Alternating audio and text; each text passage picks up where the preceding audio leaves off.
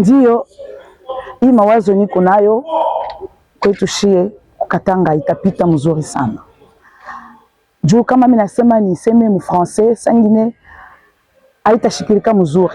Mswahili tuko na idefinir bien muungano ya jamhuri ya nani. Alors il m'expliquait tout bien, mtu wote anasikia Kiswahili ana comprendre asema mimi nasema kitu kani.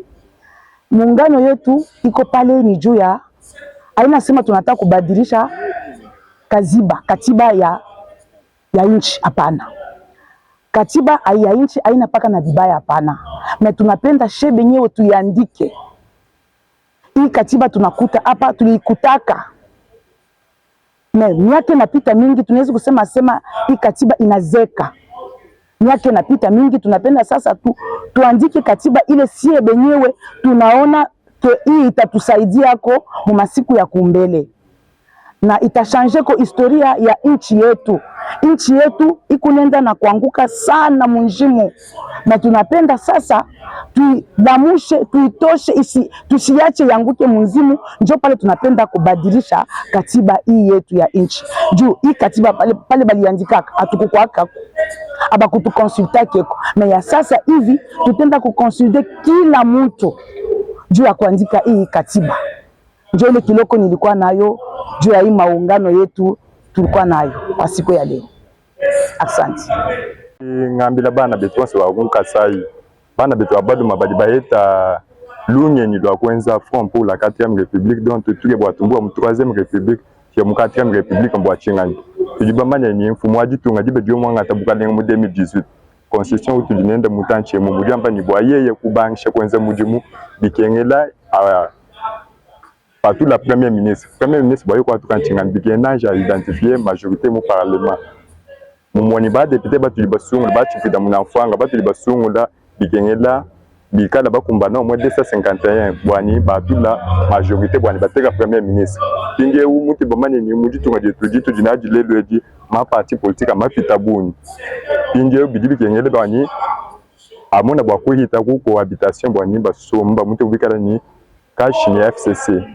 Ma tawa soit peut-être nous voter information du tongwani enza mudimu kenu kumbana bakwenza mudimu to bikene bibi angata matu kwa buni aju atoa premier ministre bien bani ba mu investir mu assemblée nationale ku dibade peut batu basongo inge bien soit bien bibi angata ta mu kitabuni kitabuni to bomanya to basongo na fomo aju tunga bikengela bwani atoesha à satisfaire ma besoin yetu ato jibamweshela mandat pinje wu hadi mwenda pinje watuka premier ministre audio mu assemblée provinciale mu assemblée nationale du kateka programme du gouvernement kena na chaque programme wa mfumo wa ditunga to kubwa chingani 3e 4e république uji tuke bwantu atuka lelo bigenda ma démarche so tuke bwantu esha mfumo wa ditunga pouvoir yon spanyado tumusungula msango umba bansha mujuma mtu akwansha to premier ministre ye nungwewe ku assemblée nationale ye ku nungwewe malonsa akutuke bwani amone bwa kushika mona bakwesha mu 4e république bikena fumwa ditingekala ni pouvoir yonse bwani amone bakuba répondre ku besoin wa population udi mu musungula bapangi nyonso ba jeune batata ba mama bafame bakama na inza mvimba ina kena ku landa comme bapangi nyonso kwa di Congo basi beno kele beno zabake beto ke 4e république tozona tubake beto zona baka bangindu ya mutu na motu kasa ni kele anikuiza anibwela mama boko na ensemble beto tombola izunga ya République du Congo.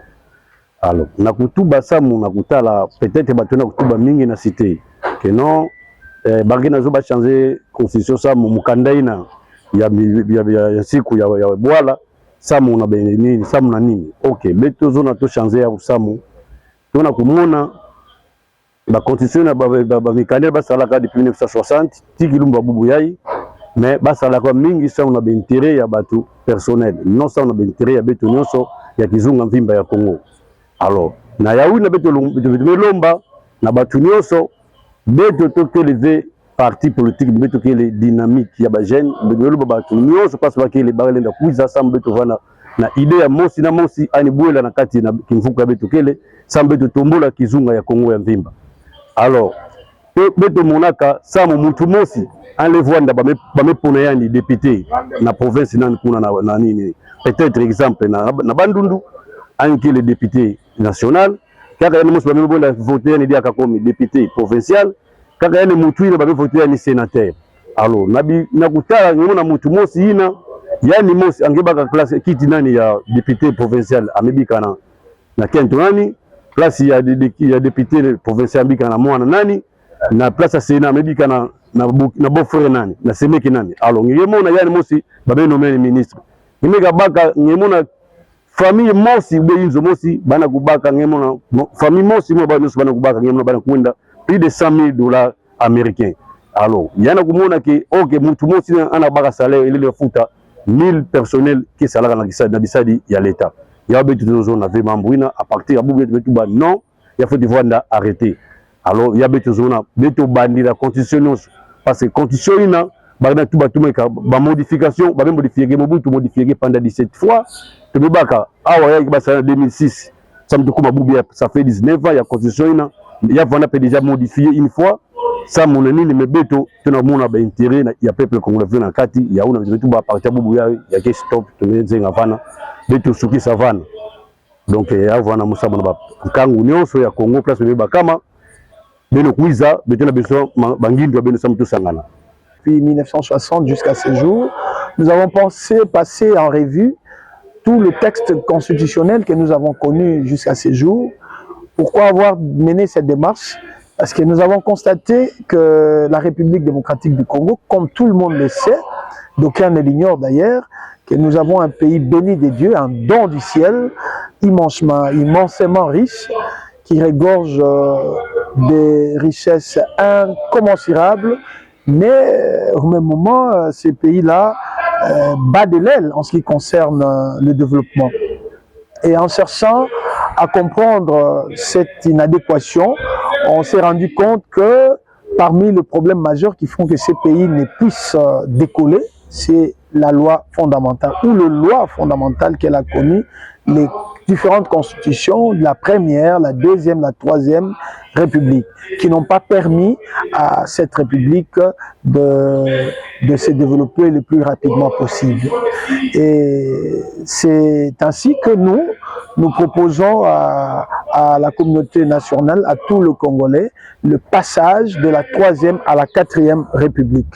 Parce que les précédentes républiques avaient des textes constitutionnels qui ne reflétaient pas les vraies réalités congolaises, qui n'étaient pas fondées sur les traditions, les pratiques, les coutumes congolaises.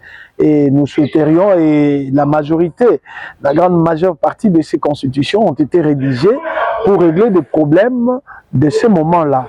Et vous aurez remarqué qu'une fois ces problèmes résolus, ces constitutions ont eu beaucoup de difficultés pour continuer leur marche. Et nous souhaitons pour la 4e République, ce n'est pas qu'un souhait, mais nous nous organisons pour que la prochaine constitution soit une constitution qui va rencontrer le vrai problème congolais, qui va traduire les aspirations profondes congolaises, qui va refléter la vraie réalité congolaise. Et cette 4e République aura un texte fondamental qui sera assis sur l'équité. Nous ne voulons plus d'un pays où un groupe d'individus, un groupe de compatriotes ont pris depuis presque un demi-siècle le pays en otage. Si ce n'est pas eux, c'est leur suite, famille, et tout ce qui va avec, où on se retrouve aujourd'hui avec un individu qui soit lui-même sénateur, lui-même député national, lui-même député provincial, et qu'à la suite de toutes ces 3 élections, il se retrouve au gouvernement et laisse le membre de famille occuper ces postes. Ça, ce n'est pas de l'équité. Et nous ne voulons pas d'un pays où les mandats électifs, pour certains, les mandats sont ouverts, et pour une autre catégorie, que les mandats soient fermés.